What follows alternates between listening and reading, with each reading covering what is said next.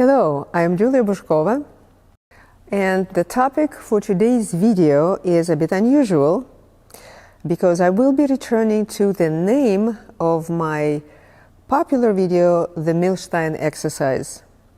Over the several years since it's been published, I received several inquiries of why this name. And I realized that I wasn't very vocal about it in the video because I was actually going towards the substance of the exercise and neglected to give a little history. So first of all, why I called it this way, the Milstein exercise, is because I learned this exercise from a student of Nathan Milstein. The student of Nathan Milstein was Robert Rozek. He was a Swiss-born violinist who, at that time when he and I met at Interlochen Arts Camp in 1992, he was teaching at the University of Miami in Florida.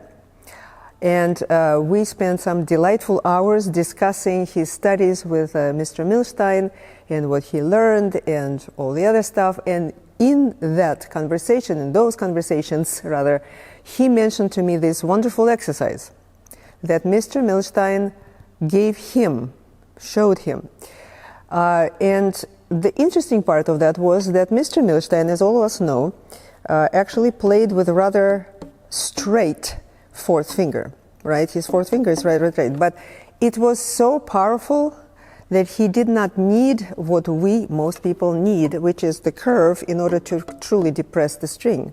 So he could do it with a straight finger. We normally cannot do it with a straight finger. So Mr. Milstein, being a great violinist as he was, he knew about this and therefore was helping his student, who by the way was a wonderful violinist himself, Robert Rozek.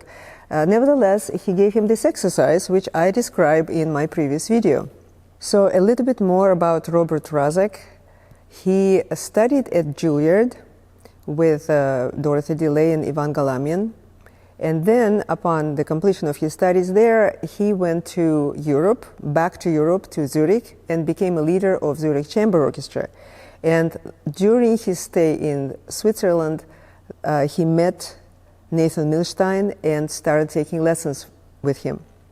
So he continued taking lessons with him for a long time, following him to London, to New York, and back to Europe, and redid the whole violin repertoire with Mr. Milstein.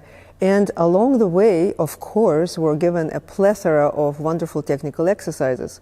And this Milstein exercise for strengthening the fourth finger was one of them. So I must only add that unfortunately, Mr. Rozek is no longer with us. He passed away in Canada. He taught in Canada the last 10 years or so of his life.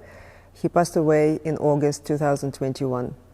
But anyway, so that's a brief history of the name of Milstein exercise. And I do want to add that I'm pretty sure it didn't start with Nathan Milstein.